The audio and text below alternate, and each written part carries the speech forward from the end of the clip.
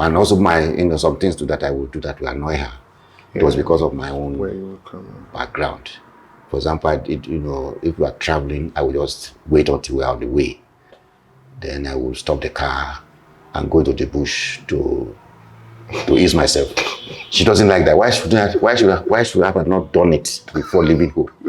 Whereas I was better in the bush than using the toilet. It's more comfortable for me. So those are little things that while there, you have to adjust. Sometimes she has to accept me as I am.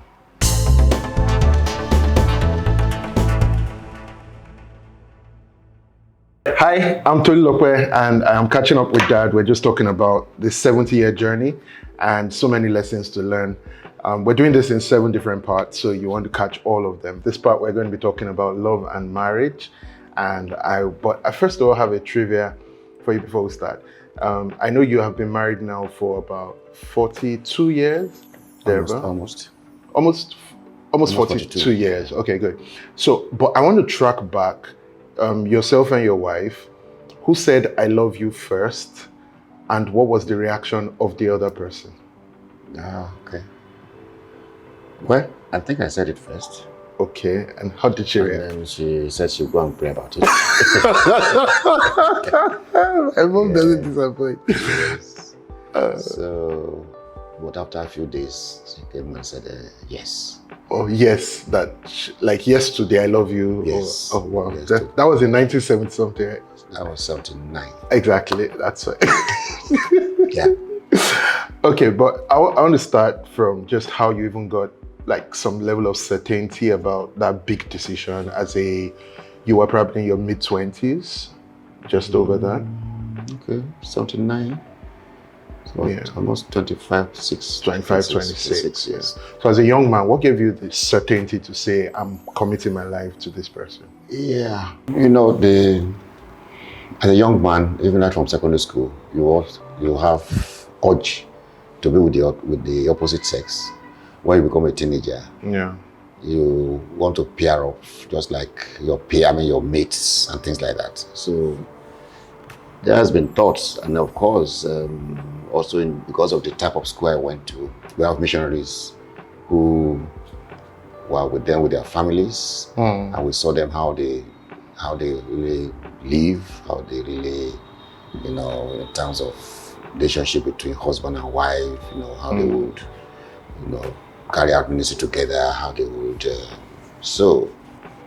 and as young people also you venture into even having girlfriends in terms of writing letters here and there, But most of that time one is not really as committed. Yeah. I mean, of course you don't really know, one doesn't know what out of what you call just youthful infatuations. Yeah. Yeah. So it's not a matter of, as a teenager, it's not a matter of really praying as one should.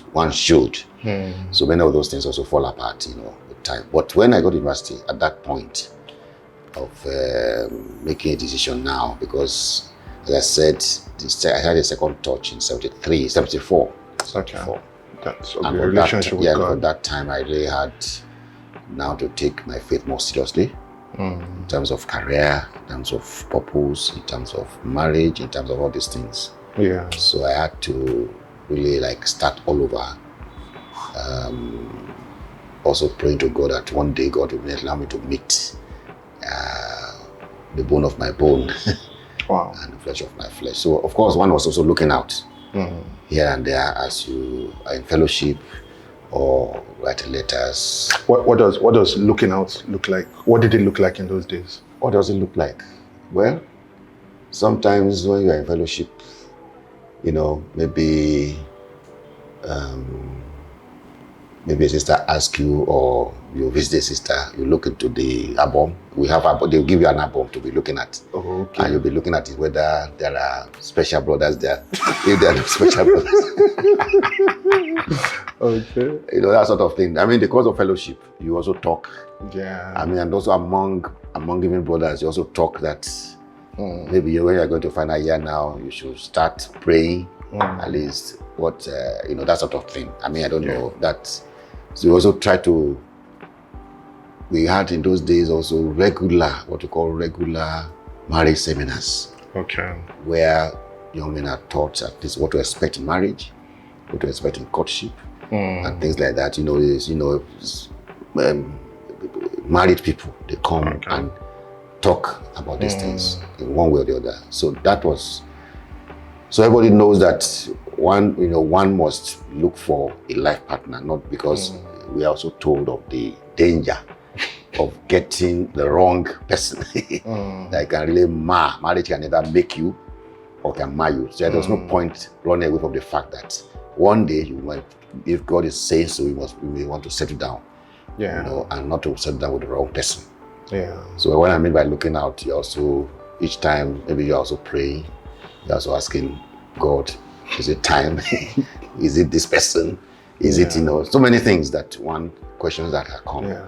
And sometimes you might see somebody, maybe out of just just the flesh, you think, is it this can it this person? And the matter sometimes that it's not. Okay, so that's what I mean by. So at what point did you start? Okay, you'd call it courtship.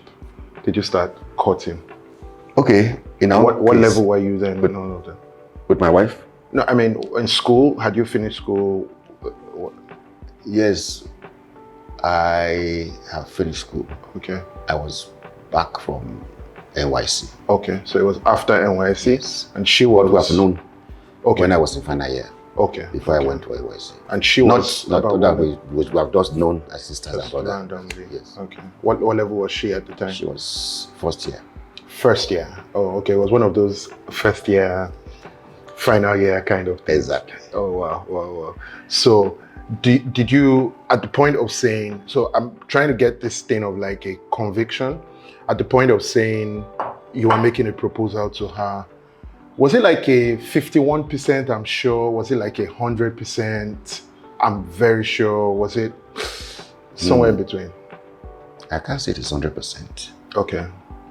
I can't say it is 100%. But the way I worked out was that we were in the same choir, ECU choir, and I was a final year student. So the younger ones, in those days, the sisters were very caring. They'll be asking, how's your project? Especially when they know that you're in the final year. And some will be smiling at you. You always take the thing, where are they? Is this smile genuine? Is it? I mean, they also know that you are going out. So, but in this case, she was just the first year. I was in final year. And so the arrangement in those days was that, okay, the younger ones that are still left behind, we pick a name from among the final year students, and they'll be praying for those final year, pray for the project, pray for their future, pray for everything. So she picked my name. Wow. I didn't know. That's divine matchmaking. I didn't know. So, but when I now came back from for internship. Okay. Because after final year, I went for 3 months. Okay. To do to start my internship in Kwara State. Okay. But I was invited back by the department. So when I now came back to Ife, after that was a time I now knew. I mean, we now met again in the fellowship. She didn't know. She also did not know me when I was She didn't. We didn't talk. We're not taken. But she now found out that the name that she picked. Wow. So her friend now said, "This is the person that you are praying for." Wow. So that's how we got to know. Oh, wow. So, and then from there, we'll be writing letters. So from prayer point, it became prayer partner, something like that. Okay, yes, more or less. But so when they have also functions, for example, when she was 21, I was just back. Okay. So they were having birthday for 21. So I was invited. Oh, she invited you? Yes. Okay. I was invited. But there was nothing. It was just that we now know that she's so, and also there were times when there'll be strike. There'll be strike in the campus. Okay. So university will say close down. Wow. Everybody vacates campus. So, and I had a little, in those days we have a car as a young graduate. So I would be the one carrying many sisters, brothers to town. So she was among the one that carried us one day to town. But there was nothing. So that's how I was before I now left for youth service. Okay. But of course, from then now we were writing letters. And in youth service, I had time to pray to see what is God saying. Who is it? Is it here in youth service that I will meet my wife? Or is it somebody that I already known in campus? So, but as I prayed, I really had that she was at least top of all the list, because I had a list. I had a list. So when I now came back after youth service, I was able to talk to her that this is what I'm feeling. She should go and pray about it. Wow, that's awesome. Yeah. So how did it feel the first day when she came back and said yes? How did you feel that day? Can you remember? I did. I think that was one of the greatest days. I mean, after Christ, has changed my life, and wow, to see that somebody has now said she's committing, because at that time it's not a question of just saying, it was like committing ourselves to, our life. Praying is like we are going out in faith.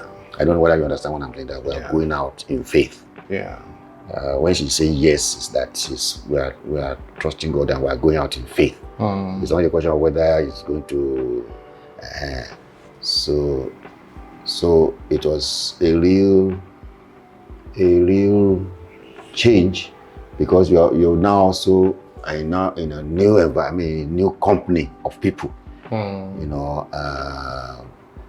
Who we have to tell our friends. I mean, she also had to tell her friends. I had to tell my friends that this is what is happening, and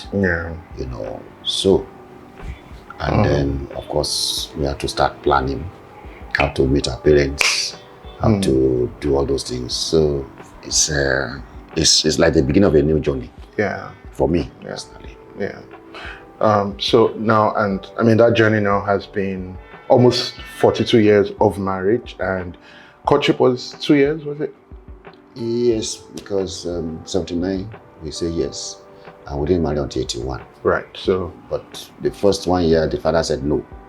So wow. So it was after 1 year that was there a reason why he said no? Yeah, because I'm from the thought Kwara State was so far from here. In those days, you think that Kwara is like the north. Okay. That's the north, and she's from Ogun State. So she says she cannot allow the daughter to go that far. But the mother from day one agreed. Oh wow. Okay. So now, if I can take the almost 45 years collectively, I have known quite a number of those years, maybe 30 plus of those years, and I must say that I have seen a beautiful story that you and mom have built, inspiring, and I've seen like a lot of consistency just in what your marriage has been. I mean, I don't know what it was like before I came on board, but I've seen a lot of that. So if I would ask, if we can nail it to your 3 biggest secrets of building a happy marriage, like as you look at where you started from, just those early days up to where you are now, and you are trying to tell a young person, man, who is looking at a 40-something year journey, what are the 3 top things that would come to your mind as like secrets of building a happy marriage? Well, I think one has to put in grace of God there. The grace of God. And that's to put in also openness and frankness. And then one has to put in also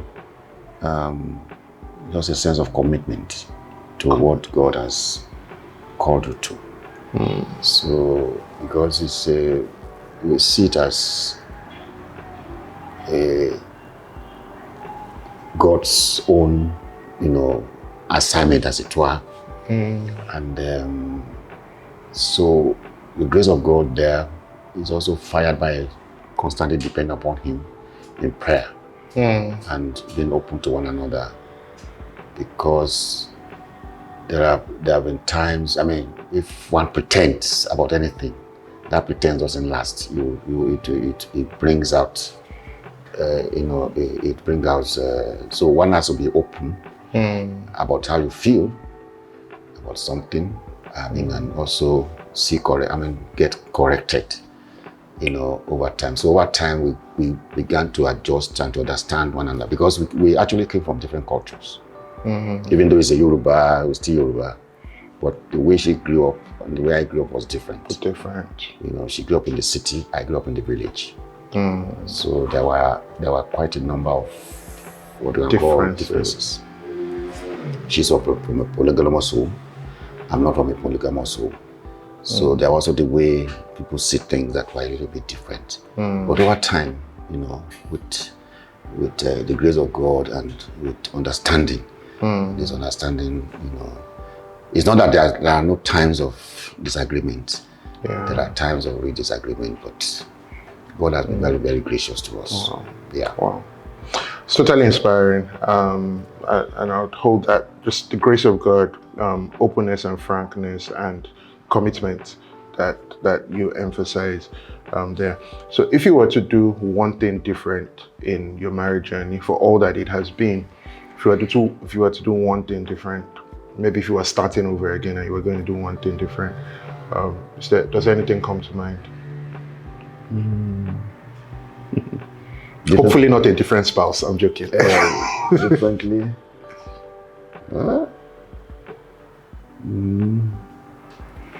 I don't know whether anything could have been different.